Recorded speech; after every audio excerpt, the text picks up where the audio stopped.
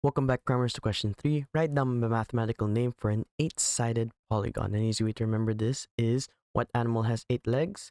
An octopus. So we write here octo for 8 and gon. So we write octagon.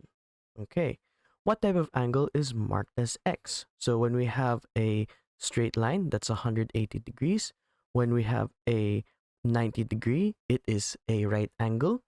Greater than 90 degrees is obtuse, and less than 90 degrees is acute. So we simply write here acute angle.